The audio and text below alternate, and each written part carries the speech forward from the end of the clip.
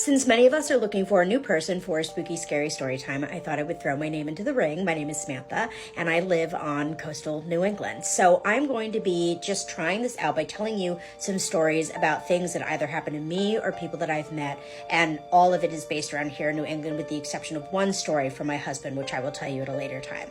So I met a young woman who told me that she is one of 8 siblings. And at some point in the early 2000s, when they were all pretty young, their parents went through a really nasty divorce. So their mom had to find a new place for all of them to live, and she had to find it fast. But the only place that she could find was this rundown house, and it was right by the beach. So the good news is that they had a backyard and they could go to the beach and they could be safe and all of that. But the house itself was very old and, the normal things that you expect to happen would happen. The roof was a little bit leaky. Lights would turn on that you swore you turn off. Doors would be open that you swore you closed, just like normal stuff like that. But because there was so much going on in their life and because there were so many kids in the house between the ages of literally like 3 and 19, everyone would experience these things but just sort of chalk it up to, oh, well, maybe so-and-so was using the bathroom. Maybe so-and-so opened this. I don't know, right? A few years after that, their mom really managed to get back on her feet and was able to buy them a really, really nice house. Everyone, for the most part, had only one other person in their room. And again, coastal New England. So great schools, great life, fresh air, all of that kind of stuff. But one night, their house caught on fire. And still to this day, they don't really know why. The fire department was like, okay, it looked like an electrical fire, but I don't know. So there was a lot of kind of like, was it arson? Was it electrical? I don't know. But regardless, the fire chief wrote it off as electrical. So the insurance company said, hey, listen, because it is the pandemic, we are not able to put all of you in a hotel. They were like, I'm really sorry, but there just isn't enough room to accommodate all of you at one location.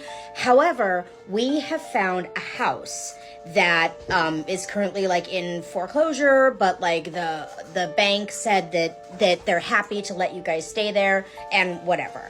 So they don't really have a choice, right? So they all move into this house and right away, weird things start happening. Now, this house had been sitting abandoned for, I think, 4 or 5 years at that point. So it was really, really dirty. Again, it was owned by the bank. So, like whenever a bank takes possession of a house, they'll kind of go in there and they'll clean some things up. If you're really lucky, they'll like repaint, but they're not really going to do much. And it also came more or less fully furnished. Like, it would have a bed frame, but not a mattress. And like, it would have like a couch, but like the couch would need a couch cover, like things like that. Right away, when they started moving in there, things started happening. Now, this particular house was really, really old. It was built in the early 1900s. So it was like a Victorian style house. And at that point, like the older kids, they had found their own accommodation. So it was just the 6 kids and the mom. Right away, things started happening very similar to the other house they were in. Doors opening that you swore you closed, cabinet doors opening, pots and pans being moved around, lights turning on and off, like stuff like that. But the creepiest thing about this house was that there was a phone on the wall. Now, in a lot of old homes here in New England, and actually my childhood home growing up had one of these, they have these like old phones that were like connected directly to another house. So like, for example, if there was a main house, there would also be a phone in the stable as well as the carriage house so that the family could call down and order the carriage or whatever, right? So it was just this old phone from the early, it was like 1915 or something like that. It absolutely was not hooked up to the wall or anything. At that point, it was just ornamental, but they kept it in there for whatever reason. So one night, my friend was home, and it was just her mom, and her little brother. And all of a sudden, wouldn't you know it, that phone rang. How is that possible? I don't know. So they're screaming, they're watching it, they ignore it. Then all of a sudden, their cell phone starts ringing. So they're looking and there's no number. It doesn't even say no caller ID. It just says incoming call. That was it. Then it stops, and then the house line ran again. Now, at this point, her mom got up and went over to the wall, was like looking at the wires and everything. And it literally was like one of the old phones. It has like just like the earpiece, and then the microphone was actually like on the phone. You know what I mean? So she's like picking it up, and the earpiece wasn't even connected, and like the wire was cut. There is no reason for that phone to ring. Well, they moved out of there pretty fast. They were able to find some friends. It would take in a few kids here, a few kids there, the mom here, the daughter here, and whatever. And now everyone is safely back on their feet. But it begs the question, did something follow them from that beach home, or even from their own original home? Or was this something that was just unique to that house, and they, across 3 different properties, experienced this kind of paranormal activity? Let me know what you think in the comments. I wasn't even gonna tell this story, I was just gonna let it be, but I don't know if this is like paranormal, I don't know if this is just a weird situation, I don't know if this is me being a complete idiot, but maybe you guys can tell me in the comments because I'm really freaked out right now. So last night I was on my phone while I was like falling asleep, kind of like not falling asleep, but you know when you're really tired but you're still like scrolling through TikTok or like texting someone. That's what I was doing. I was texting my boyfriend as I started like getting tired, and I put my phone down next to me, like on my bed, on my mattress, and I closed my eyes for like 2 seconds, but we all know what happens. Like I ended up falling asleep. And then when I woke up this morning, I looked next to me and I was like, I did not mean to fall asleep that early. And my phone wasn't like next to me anymore. It had fallen to like the white part right there. So I go to shut my alarm off, it ends up shutting off, but my phone screen just won't turn on. And this has happened to me before, like it's a stupid like glitch or something, but I tried to like shut it off the same way that I did last time and it just wasn't working. So I'm trying everything to get this to shut off and it just won't turn off. And in the process of trying to get it to turn off, my phone calls the police, and I had to nicely explain that I did not mean to call and my phone's just like tweaking for no reason. My phone's been acting weird the past like 2 days. Everyone's saying it's because of the new update, but I didn't update my phone, so I don't know what it's from. It's not because my storage is full. Like, I have like 50 gigs left of free storage, so I don't understand. Anyways, it's not working. I go into my parents' room to like look for a charger. I couldn't find one, so I started walking out, but they woke up, which I didn't mean to wake them up. I felt really bad. My dad's like, what's going on? And I told him, and then he like helped me turn it back on. So when my phone turns on, I'm like, okay, this whole thing's over. I can just like go back to sleep or something. And I'm looking through my text to like text my boyfriend and be like, I fell asleep. Like, I'm an idiot. Like, I didn't even mean to fall asleep that quick because I didn't even text him goodnight or anything. I just like passed out, and like I hate when that happens. I check our texts, and there's a text from me at 1:29 a.m. exactly. Keep in mind, I fell asleep around like, I checked the clock at like 12:30 and I was like, I can't believe I'm still up. Like, I'm tired, blah, blah, blah. And that's when I went to like rest my eyes before texting him back. And then I ended up falling asleep. Anyways, text was sent at 1:29 and it said, good morning with a red heart. No spelling errors, no nothing. It was the right emoji. Usually when you text someone in your sleep, like, it's all gibberish. Like, you just like lean on the keyboard and it's like letters. But I don't know. It was like a perfectly typed out text. There was like spaces between each word and like emoji, and I was just like, this is weird. If anything, I'm not sending a good morning text at like 1:30 in the morning. I'm sending a good night text. Like, and for a second I was like, maybe someone like hacked into my phone, but like I don't think that can happen. I don't know. Usually if your phone's like tapped or anything, you'd know. Hopefully that didn't happen. And then I was like, okay, well maybe someone like logged into my Snapchat, but like if someone had logged into my Snap on another device, like I would have been logged out, so no. This text was sent by me. Or someone that just came in my room and was on my phone, but no, that's not possible because I sleep with my door locked, and like when I woke up, my door was still locked. Also, just keep this in mind, like in order for me to like type out this text and send this text, in my sleep, I would have had to roll over, grab my phone, unlock it with either my Face ID or my password, and like accurately type in my password with my eyes closed, or unless my eyes were open.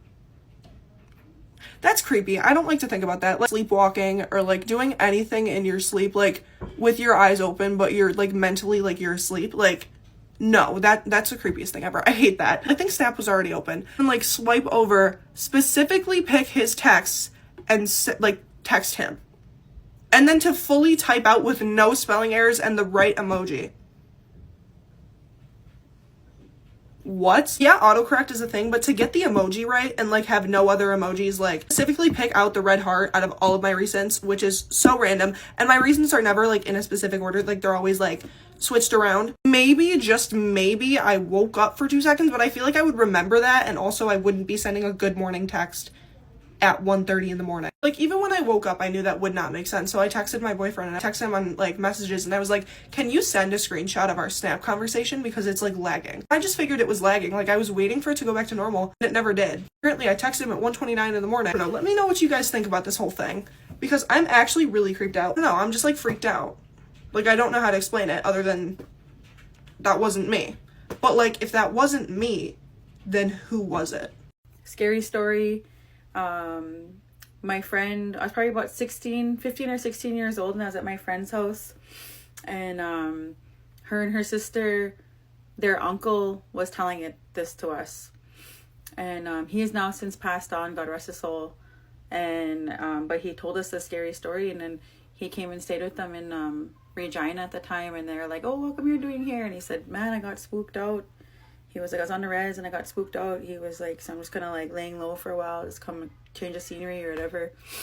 Anyways, we were all like, oh yeah. And he was like, well, what happened? And we're all just kind of sitting around in the living room, and he was just like, real serious, like he was telling us that story. He's like, man, he was like, just like reliving it. And he was like, well, he was like, I was gaming. He was like at his cousin's house, or his friend. And he was saying, we were gaming, and he said it was probably like 3:30, and he was like, then I was kind of getting tired, and we're done for the night. And then he said, I'll let you guys go or whatever, like that. I'm gonna head out. And shit, it was just pure dark out too.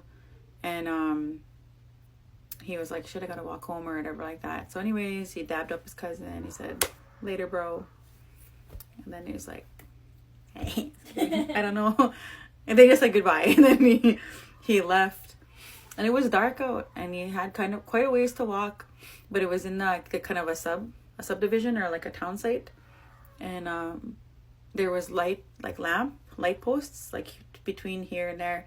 And then there was like this subdivision, and there was like this little area walkway, and then there was another subdivision, and he lived in the other one. Like he lived in the other town site. And then so he had to walk from his cousin's house all the way to like through that little walkway area and get to his house. So he said he was walking, and he said it was like he was kind of chilled, a little bit, kind of scared or whatever, but he was just like, oh, whatever, like that. I've done. He's walked that numerous times before, so he wasn't sweating it. So he was walking there, and he kind of heard rustling, like rustling bushes behind him. And he kind of just was like, what the hell? And he just kind of like, oh, like just trying to keep his eye on the prize and keep walking to the next light. And then he heard kind of like laughing, kind of just like distantly, like kind of giggles, or like kind of just like, I don't know. To me, in my mind, it didn't seem like giggles, maybe more menacing, more like,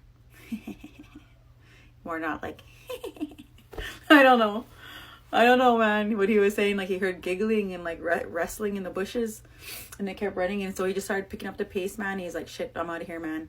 And so he went running to the next light post, and he went running to the light post, and he'd like stand underneath that light post and just kind of like, and just kind of like catch his breath and kind of like look around, and then like take off to the next light post. He said he was going from light post to light post because the light was there, and he said when he was in the dark, he was just full tilt running.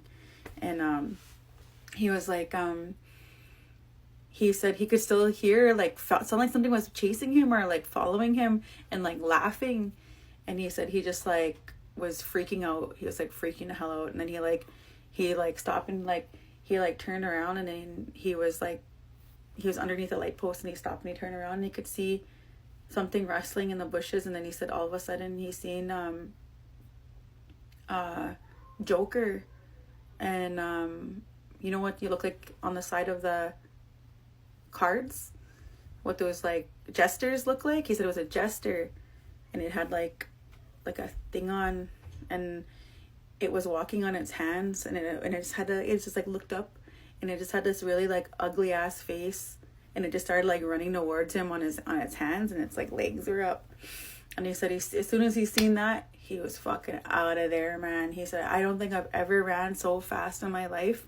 He said, I just was like, it felt like I wasn't even touching the ground how fast I was running. I felt like I was just like, I've never ran that fast in my life. He said he ran home, and he got into his house, and then he was just like freaking, he says he was freaking out, man. And when he was telling us that story, like he was like almost like emotional, like he was like tearing up or like reliving it.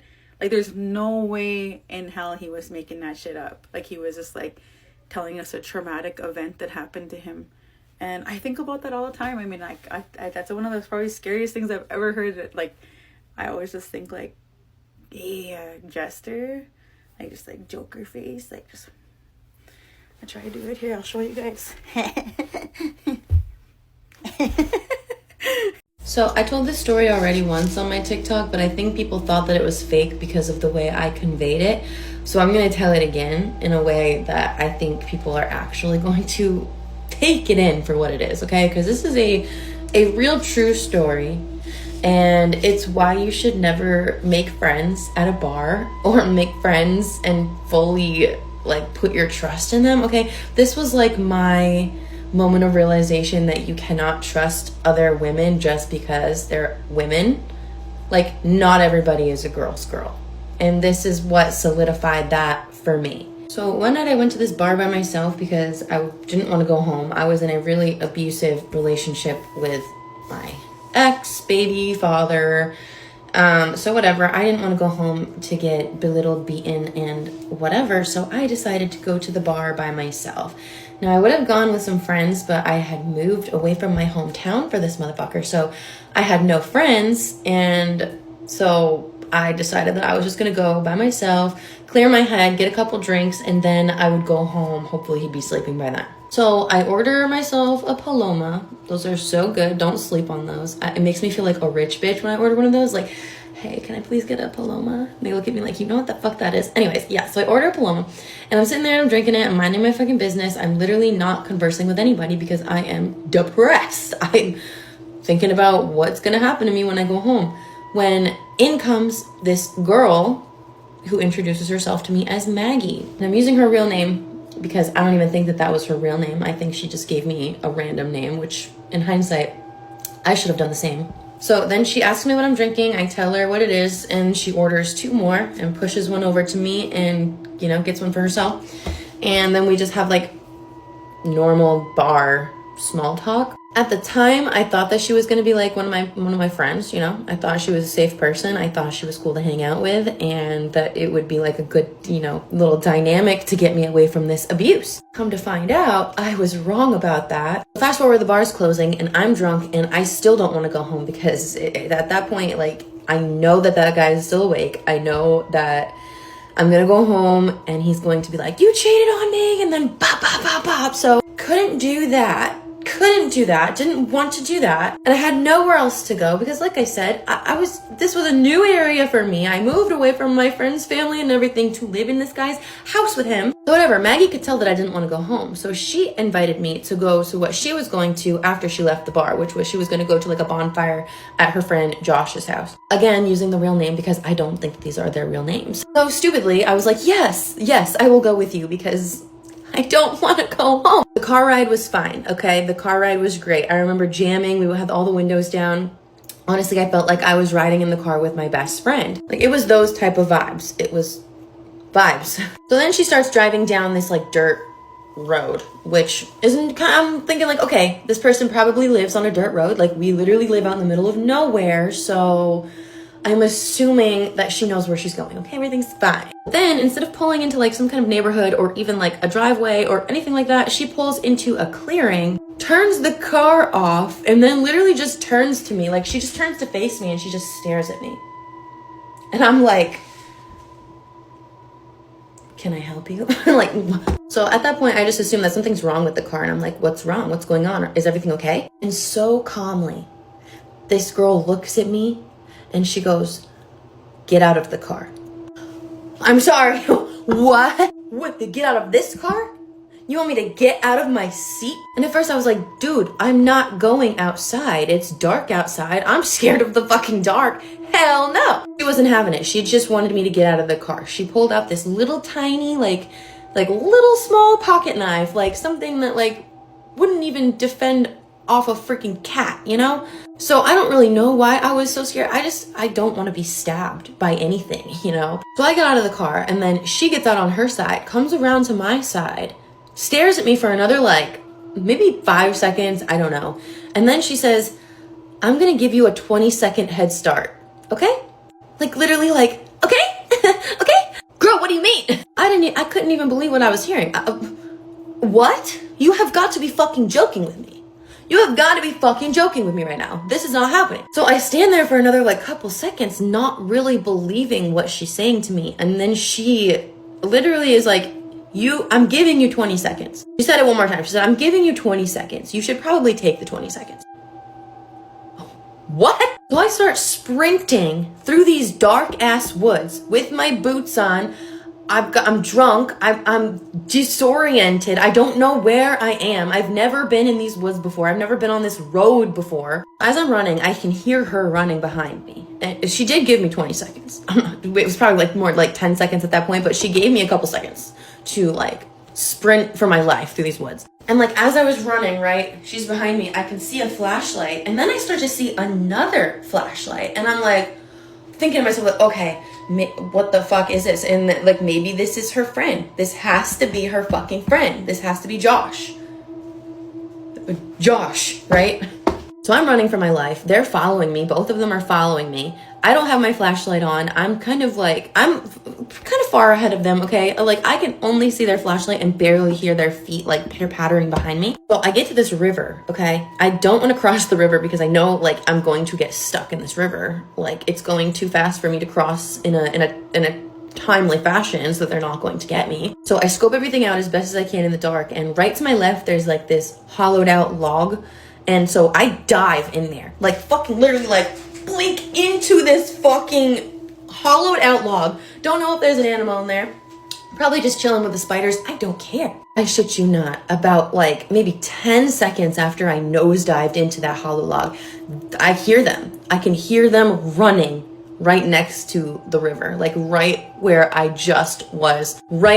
was hiding in the log. So then I hear Maggie say, maybe she crossed the river. We should go across the river. And then the deeper voice, to which I assume was absolutely had to be Josh, he was like, well, okay, maybe you should go check across the river and I'll check on this side of the river and see where she's hiding. She couldn't have gotten very far. I am sweating. I'm holding back tears. I'm trying not to be that girl in the horror movie that like lets out a and then they fucking find her. I'm barely breathing in this hollow log and I don't move for the entire night. And they spent a long time out there looking for me, like in the vicinity, before they started like, you know, going deeper into the woods or wherever it is that they decided to go. I don't know if they gave up looking for me or what, but yeah, I stayed in that log for the whole entire night. Somehow I ended up falling asleep because I remember waking up and seeing like the light of dawn. Like it was barely dawn in the morning. And that was the only time that I sort of felt safe coming out. And even then I was like, what if they like waited? What if they like are sitting out here like hunters, like waiting for me to come? What is going on? Whole time I did have my phone with me, but there's no service out in the woods. There's no service out on the back roads where I live. So I was fucked. I had no way of communicating with anybody, and my fucking phone was like fully charged, dude. That being said, I did have means of calling somebody once I did get to a public road, and I called my brother and he was there. He brings me to the police station and I file my report or whatever, but nothing ever came of it because, like I said, I'm pretty sure she gave me fake ass names. Like, those were not their names. Of course, why would she be giving me their real names if they were going to be hunting me? It's super scary to think that I literally could have died. I almost died. And in a really scary way. Like, that is one of my biggest fears. Like, I want to die peacefully, okay? I don't want to die like that. I barely made it away unscathed. I don't trust people you meet. I know that we're all like, you can never trust a man and you should more frequently be able to trust women, but you can't even trust the women. Girl, she was like my age. Time, like I was around 21, 22, maybe. Not everybody is a girl's girl and not everybody has good intentions. Like, there are some conniving ass bitches out there. Wonder if they've done that to somebody before, or if I was like gonna be the first one or something like that, and then I got away, and then maybe they did that to somebody else. What the like, is that just like her game? Like, she goes into bars and drinks with people and then invites them out and then goes and hunts them with her friend or boyfriend or husband or whoever the frig that guy was? I have no answers. I only have the story to tell. Moral of the story, don't trust anyone. I almost got murdered today, and this is what happened. I matched with this guy on Bumble. We talk, like, exchange a few messages back and forth, and then we switch to WhatsApp. We decided to go on a date, so he planned one for today. When I asked him to send me what bar we're going to, he sent me a postcode, and he was like, meet here. So I googled the postcode, and I put on maps, and it was like flats.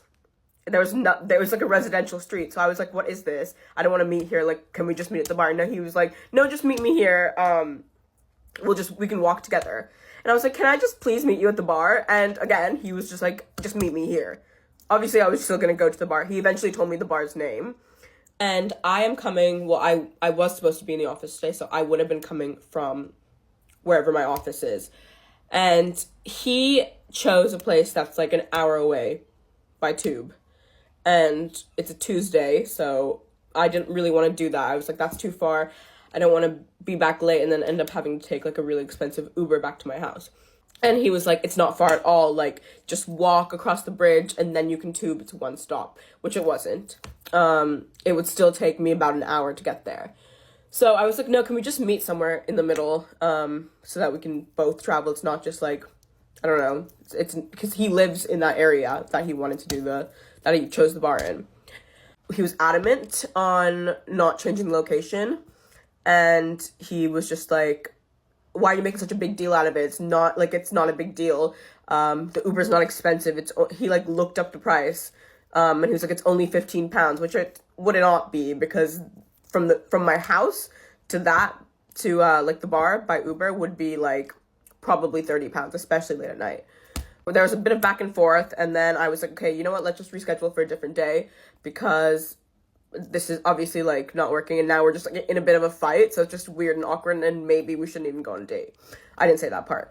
But anyways, he was like, well, I can't now because I've had to put my credit card down, and they're gonna charge me if I cancel the reservation because it's less than 24 hours.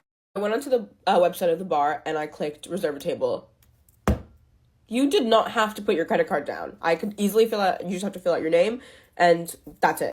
And something told me to reverse image search his pictures, and I used this website. It's called facecheck.id, and it basically is like reverse image search for social profiles and stuff. I put his picture in there, and it comes up with this like fitness gym model based in Germany. I live in London. So I was like, okay. And it had a completely different name. And all the pictures that were on his profile were taken from that person's profile. So at that point, I was like, okay, what the hell? So he wanted to meet me at this random postcode, not the bar. Random postcode, looked like a residential street. I'm assuming it was his place.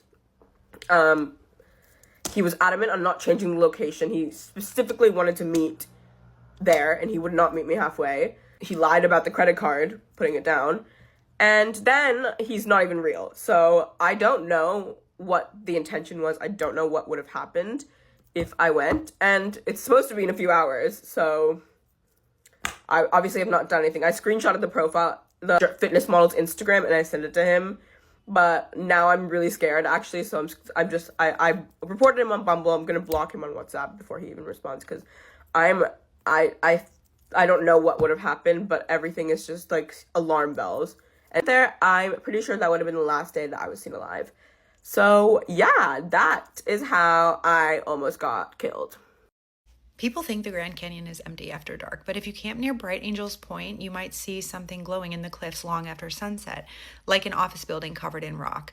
And in fact, these lights are so common that some locals in northern Arizona have a name for this story. It's called the Canyon's Pulse. And we got a story from a listener who camped there. But before I get into that, it's important to note that these stories started back in the 1950s when a group of park rangers reported seeing a column of white fire rising from the Grand Canyon floor. Mysteriously, the ranger logs from that week have disappeared. This story came from Meredith, and she says last spring she and two friends were camping on the north rim of the Grand Canyon near Bright Angel Point. She said that part of the park is closed for a lot of the year, but they were camping in May, partially because they wanted to go before all the crowd showed up. And where they were camping was just outside of the official boundary of the park. It was down an old Forest Service road just off of Point Sublime Trail. Now, Meredith said they didn't have any service where they were camping at, and once the sun went down, it was total darkness, total silence. They went to bed early. She woke up around midnight needing to pee, and so she went off to the bathroom. That's when she noticed a faint blue light coming from deep within the canyon. She thought at first maybe it was a headlamp, but this was coming from deep below the rim, way past any campsite, way past any trail.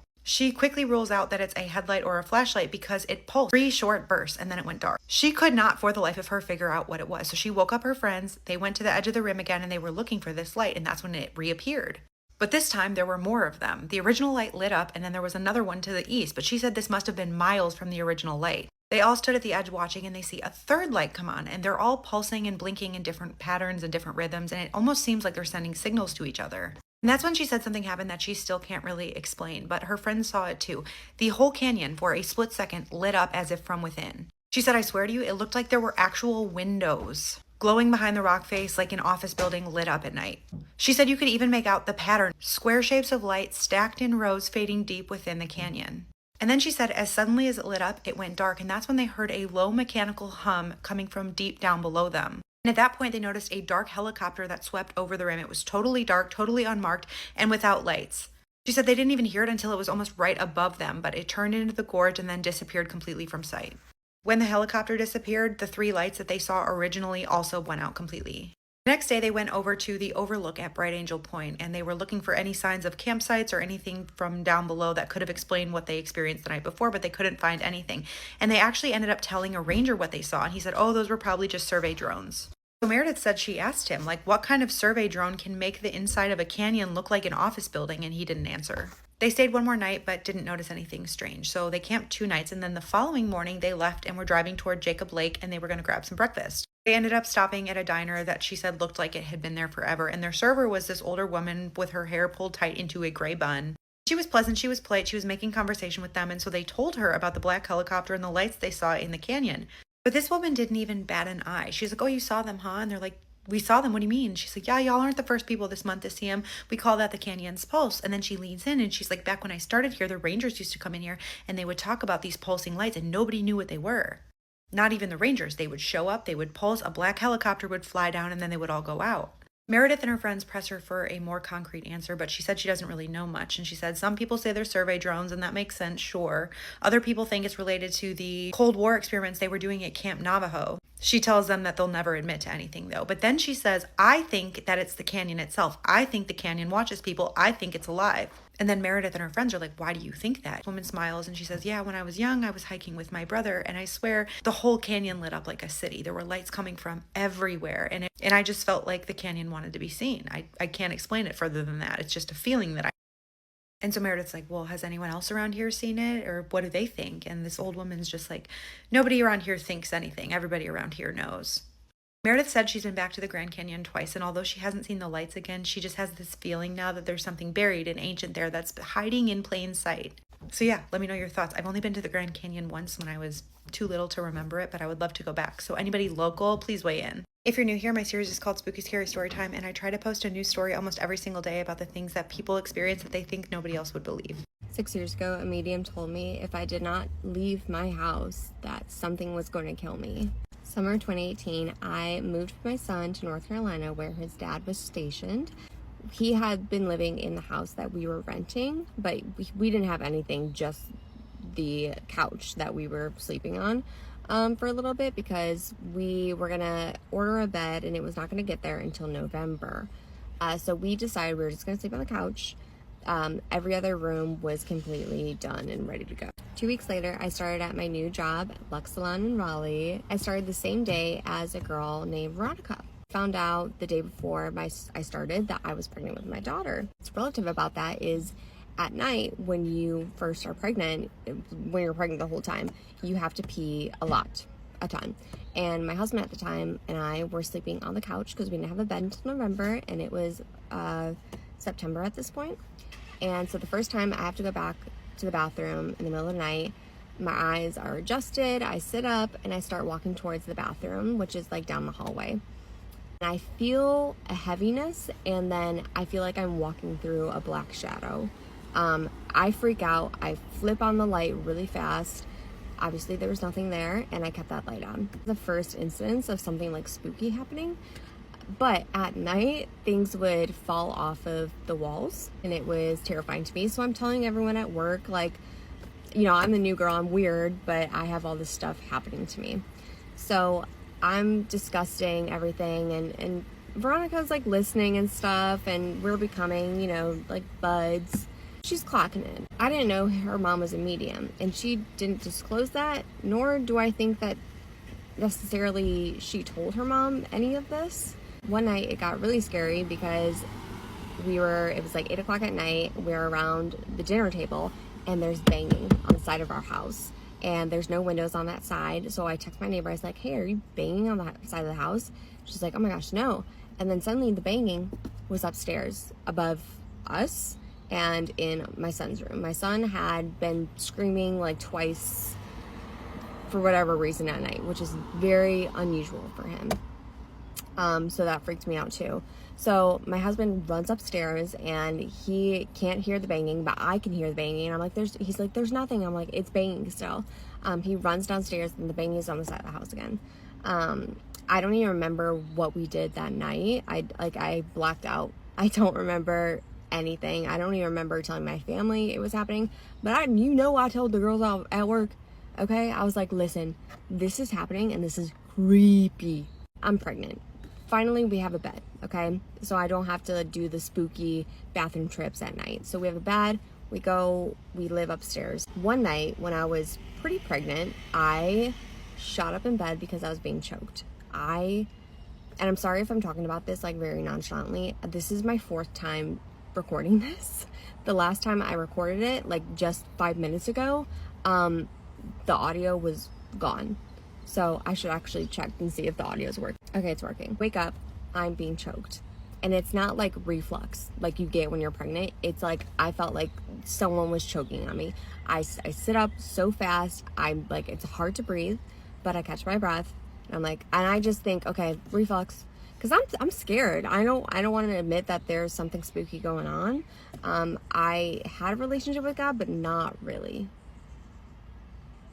I wasn't praying to him or anything like that. Like the relationship was just not there. I wish I had a relationship at that point because I feel like I would be able to just like cast the demons out. So I tell my neighbor, who's like a little bit woo woo, and her best friend is also woo woo. They're like witches, and they're like, listen, there is such a heavy presence in this house. Like it's terrifying. Got my cross, my baby, we've got the windows open, we're saging, I'm saying that our Father, you know, because I'm Catholic, that's just like what I know, that's all I know. Everything is good and clear until I give birth to my daughter. I was in so much bliss, and I started getting very sick.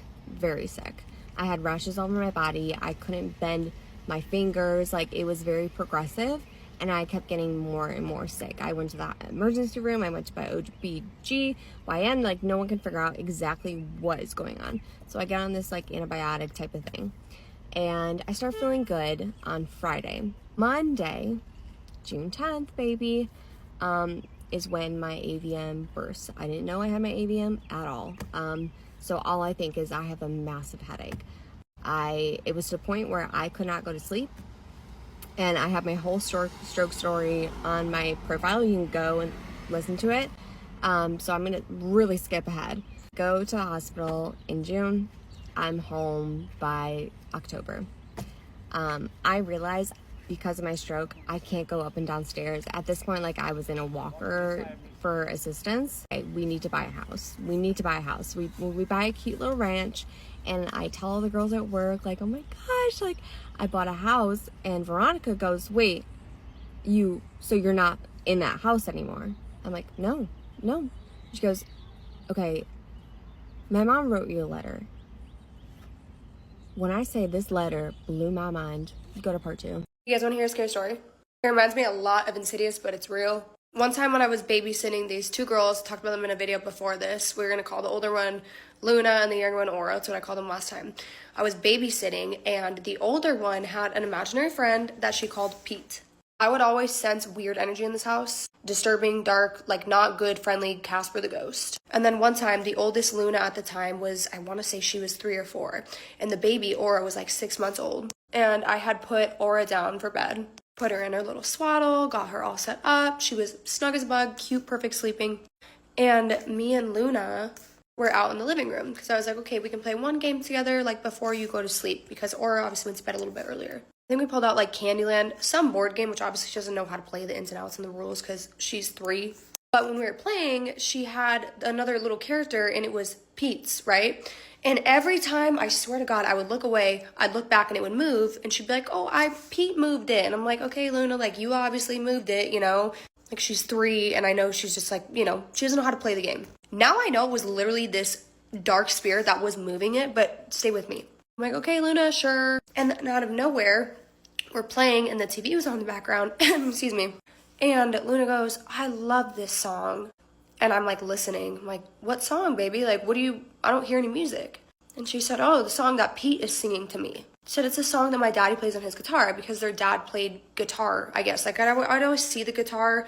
Sometimes it'd be in the living room or sometimes it'd be in the parents' room. Like, when I'd go in there to grab stuff for the kids, it was just like always propped against a wall. And I was like, oh, that's nice. Like, remember what we said about Pete? Because I told her I didn't want her talking to Pete because, again, this felt like a dark energy. And it sucked because every time I was there, I felt like he was sitting in between me and her. Like, he was always, the spirit, Pete, was always hovering. It would never go away. So anyways, I'm like, what song? Blah, blah. And she's like, I'm trying to get her to describe to me again. She's 3. She doesn't really know how to describe it. And she says, no, Pete said he'll play for you. And I said, no, that's okay. Like, want anything to do with it? She said, no, he'll play for you. Just hold on. So I ignore it and we start playing this game again. Just moving little pieces across the board. And all of a sudden I hear the strum of a guitar. Just a solo strum, like an off chord. And I just get chills down my back because at this time the guitar was in the parents' room. I only knew that. I hadn't gone in their room that time, but because I heard it and their door was shut. And Luna jumps up. She's like, oh, I told you, Riley. Like, I told you. Pete said he'd show you the song. It's my favorite song. And I'm terrified. Like, I'm trying so hard to act cool. I don't know how this little girl is not so scared. But I'm just like, oh, okay, hold on. Let me just go look real quick. Because my immediate thought was like, maybe somebody's in the house. Like, a real person. Because that sounded way too real. It literally was just a strum of a guitar. So I go into the parents' room. I turn on all lights. The guitar is just sitting against the wall. Nobody's in the house. I do a sweep. And I'm like really disturbed because every sweep I'm doing, I feel like something is just hovering and following me into every room I'm going into. So I finally sit back down with her. I'm like, okay, babe, let's watch like 10 more minutes of the show and then like we're gonna go to bed. When I sat on the couch with her, it was the first time I felt like not super heavy, overpowering energy. And I'm like, whew, okay, like. But anyways, I was like, okay, this feels a little less heavy. Sorry, my dog's drinking water in the background. She's so loud. So I'm like, okay, I can breathe a little bit. And I pick up the baby monitor right next to us. You guys know what's coming. You've seen the scary movies because it literally was just like that. Pick up the baby monitor to check on Aura. And I literally gagged when I think about this because it was so terrifying. I see a hand, right next to the baby. She's sleeping, she's swaddling, and it's a creepy hand where the nails are like this long, and it's just this black, shadowy hand just right next to her. And again, this is the first time I said I felt relieved, like I wasn't being followed. It's because it went in the other room. I freak out. I literally sprinted, ran, busted into Aura's room, woke her up because I came in the door so hot. She was crying and just felt that energy in that room was disgusting. I pick her up, I bring her back out to the living room. I'm like trying to explain to the parents when they come home, like they're gonna think I'm insane of why their kids are still awake. And I'm sitting on the couch with the baby and with Luna, and I forgot to turn off the baby monitor. And I literally hear just disembodied voices coming from the baby monitor. Terrifying, out of nowhere, loud. And I literally just shut the baby monitor off. And the baby ended up falling back asleep in my arms. Luna ended up falling back asleep, and she like fell asleep on me, like her little head was on my shoulder. When the parents came out, I was like, sorry, they're just like so sweet, and they just wanted to sleep out here with me. Because I tried again to, like I've explained this in the other video, but I tried to kind of bring it up to them before, how like something I thought was going on in their house, paranormal. And they looked at me like I was fucking insane. So I knew I wasn't getting anywhere with that. But that was also one of the terrifying times I experienced babysitting for those kids. I like to play a little game at home called Refrigerator Jenga, where I try to remove something from the very back without moving any of the items cluttered in front of it. And it's fun because if I win, I get my item and I feel proud of myself. And if I lose, I spend 40 minutes cleaning up marinara and broken glass off the floor. 82% of CIA agents are men, which is crazy to me because one time I used a guy's public Venmo transaction history and his Twitter likes to figure out that he was also seeing a girl across the country. And I just don't believe a man could do that. She thought she was going to a normal sleepover, but she was brutally attacked by 3 girls who were supposed to be her friends. This is the story of Kira Hart. I do want to give a trigger warning that this video does talk about the abuse of a minor. She does survive, so this is a survival tale, and it's amazing how she survives this. I'll get to that. But if you don't think you should be listening to something like that, please don't. Your mental health matters. Please take care of yourself. And a quick disclaimer that I'm just a girl, I'm not a lawyer, and all of this information is publicly available. If the lighting keeps changing, the sun keeps going behind clouds. I have no control over that. Kira Hart was 14 years old from Queensland, Australia, and on the night of March 16th, 2023, she thinks she's going to a normal sleepover with 3 of her friends. 14-year-old Chloe Denman, 15-year-old Renisha Grunch, and another girl named Shania Grunch. I believe the 2 Grunch girls were sisters. The sleepover took place at the Grunch household, but I couldn't find anything that solidified whether they were sisters or cousins or related, but I would assume with the same last name that they were related somehow. So, Kira gets to the sleepover. I mean, she's excited for it. Everyone is excited for a sleepover when they're 13, 14, 15. Sleepovers are supposed to be about watching movies, eating popcorn, talking about crushes. And Kira thought that that's what was going to happen that night. But for her, it turned into a night of pure hell. Because the people she trusted, the ones she thought were her friends, actually lured her into a trap. Let me give you some background on these girls because it's important to know going forward. Kira, before the incident, was described as a regular teenager. She was quiet, trusting, very sweet, and overall likable. And most importantly, she did not have a reputation for being a troublemaker. Renisha was identified in many reports as the ringleader of the assault. She was frequently described as more aggressive and central to organizing this entire attack. Chloe is described as someone with a visible online presence. Before the incident, there were suggestions reporting that there had been tension, perhaps some jealousy or bullying between Kira and Chloe. And lastly is Shania, who is less featured in the reports. She's mentioned as Kira's classmate, who was possibly involved in the attack, but we'll find out later that this entire attack was recorded and Shania cannot be seen in the recordings as well as Chloe, Kira, and Renisha are. So immediately once Kira got to the sleepover, she was taken off guard. She was ambushed by the girls. She was beaten, punched, kicked, dragged around by her hair, and even cut with sharp weapons by Chloe, Renisha, and possibly Shania. They literally threw glass bottles at her. I'm sorry, when I was 14, I was watching movies and talking about my crushes at sleepovers. Who brings a glass bottle to a sleepover and then throws it at their friend? Kira was tied up, and for 4 whole hours, this 14-year-old girl, please keep in mind that these are all teenagers, 15 and under. So this 14-year-old girl was tortured for 4 hours by other teenagers. And again, I mentioned it briefly, but the part that makes my stomach turn about this case is that they recorded the entire attack. The girls doing this to her, her so-called friends, tied her up, set up a tripod, pushed record on a phone, and recorded the entire thing. I have no words. You might be asking why, because I know I am. Why would you be torturing someone you called a friend? How do you sit there and laugh while someone who is being tortured is begging you to stop? It is so beyond me. And of course, you guessed it, the video got leaked. It was put online and it went viral. People couldn't believe what they were watching. This wasn't just bullying, this was full-on sadistic torture done by teenagers. Teenagers. I don't know how many times I have to say that for it to click, but if you know a teenager, just think about it. A teenager. 14-year-old and 15-year-old girls. When I was 14 and 15, I was painting my own toenails and fucking watching Disney Channel. I don't know.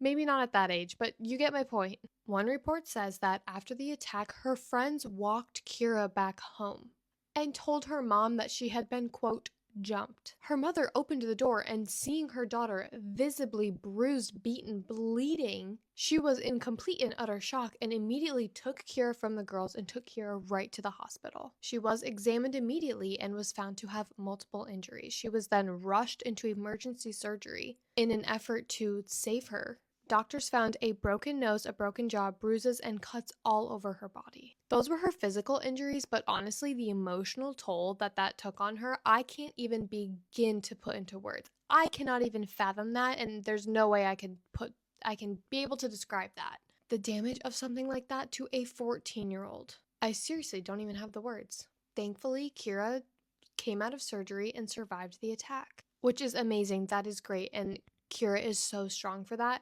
But the amount of stories that I'm seeing like this surface of similar situations where a friend gets tricked into hanging out with other friends and then ends up getting unalived by them, it should not be an escalating number.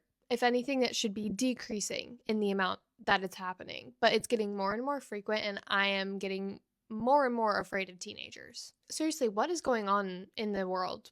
Kids are turning on each other, and bullying goes so far that it crosses into criminal territory. And yet, when it comes to punishment, the system barely treats it as severe as it actually is. Because yes, the girls were each charged with assault, but I couldn't find if they served any juvie time, jail time. Again, this case happened in Australia, so their judicial system is different than ours.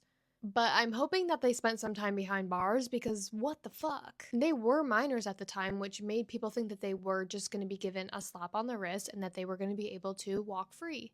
Maybe they had some probation, maybe they had some community service. 4 hours of torture and they might have just walked free with minimal consequences. That doesn't sit right with me. When the internet saw the video of the attack, people were outraged. Thank God that did not come up on my FYP, because I definitely would have cried. People were so outraged that they started petitions demanding harsher punishments. They even opened up a GoFundMe for Kira to help her pay with hospital bills and things like that. Strangers from all over the world rallied with this girl, because even if the justice system didn't end up protecting her, people wanted her to know that they saw her, they heard her, and they want to help support her. Kira was described as sweet, shy, and just a normal teenager who ended up trusting the wrong people. She's a victim, and her scars aren't just physical. They're emotional too. It's betrayal, it's trauma, and it is something she's going to have to carry for the rest of her life. And for those 3 girls, I'm just going to say it, we do not like those girls. We do not like mean girls. Don't be a mean girl. It's 2025.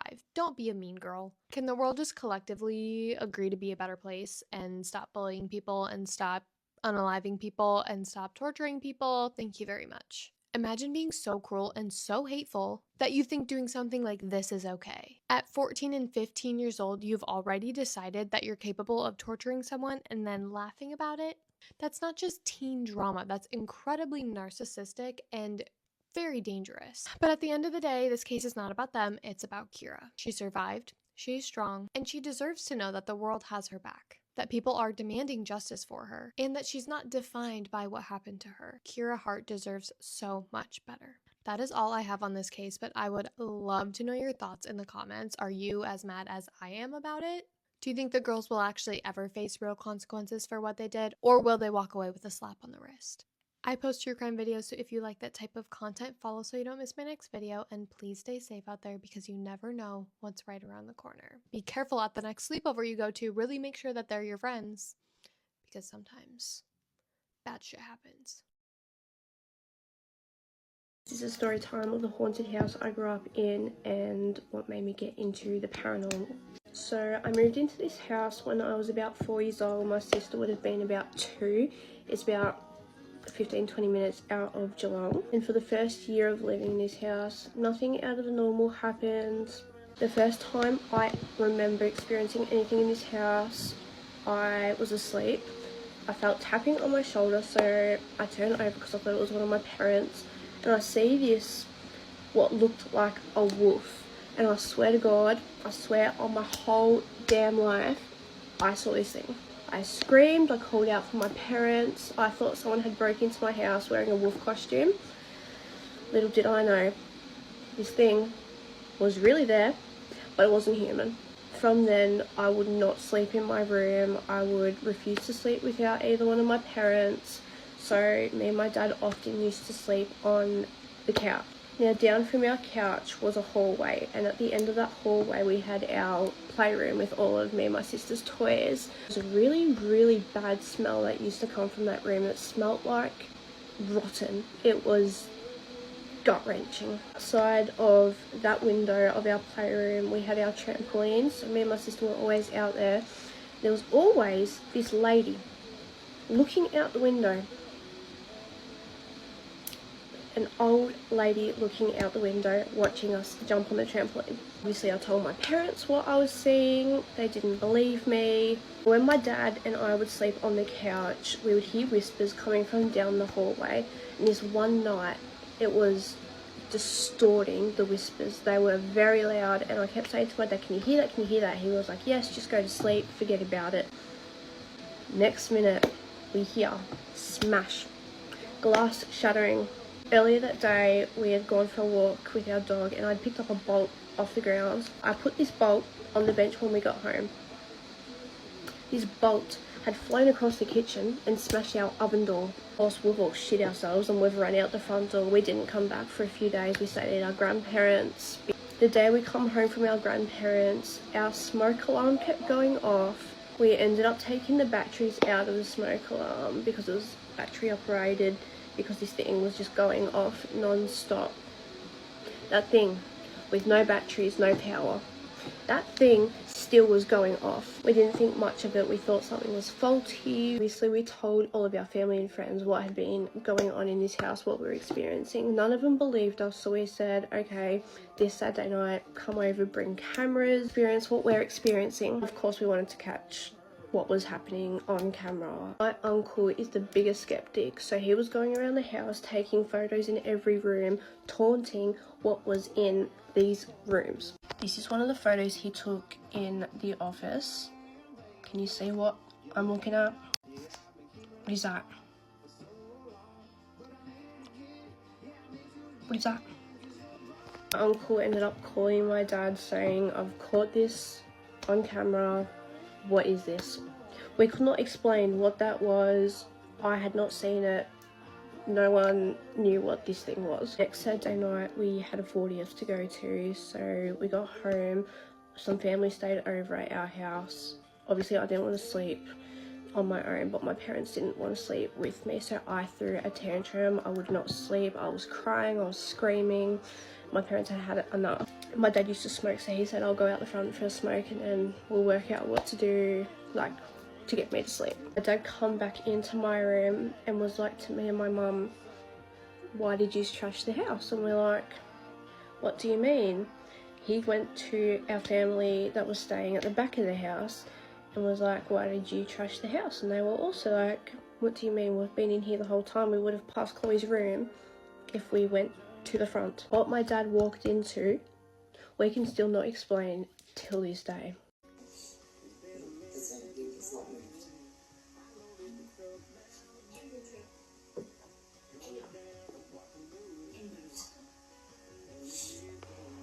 My parents' room and the front lounge room were turned upside down. My dad obviously thought someone had still done that or someone had broken in, so he said, "I'll go out for a smoke, we'll come inside and we'll work out what has happened." Me and my mum were in my room, our family was at the back of the house, my sister was asleep. We heard the front door open and then we heard like just a massive bang.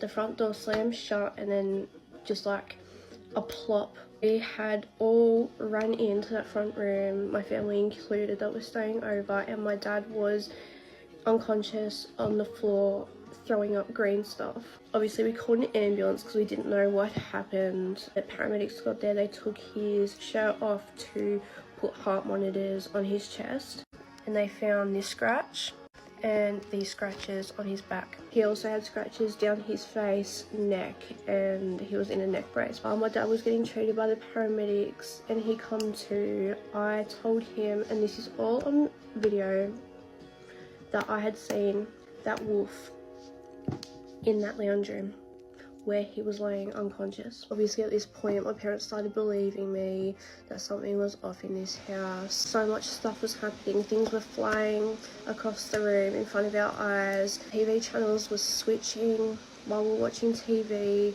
We pulled the plug out, like the power source of the TV, so there was no power. That TV still would turn on. At this point, we didn't know what to do. We ended up calling a priest over to bless the house, this priest was also connected to a TV show that used to air on Foxtel back then, so they asked permission to come and film in our house. The medium from this TV show was instantly drawn to that back room. It had gone down there. She has said that I feel a presence of an old lady. Little me runs down the hallway and says, yes, it's Maria. Who's Maria? That footage never ended up being aired. TV show broke down after our house because the cameraman felt like something was trying to enter his body and he quit there on the spot. After that, the priest told us there's no way we can cleanse this house, whatever here is too strong. You've got poltergeists here. There was many other things that my dad and I had seen and heard in that house. So we called our real estate agent and said, we're breaking our lease, we want to move out. And when he asked why, we told him what we had been experiencing, especially in that back room with that smell. He goes, oh, my mum actually died in that room. Her name was Maria. We were on holidays when she died, so she was left there for 2 weeks decomposing. Ended up moving out, but that's only a tiny bit of what had happened in that house. I've got so many stories I can tell you. All my childhood friends experienced things in that house that they could tell you about, but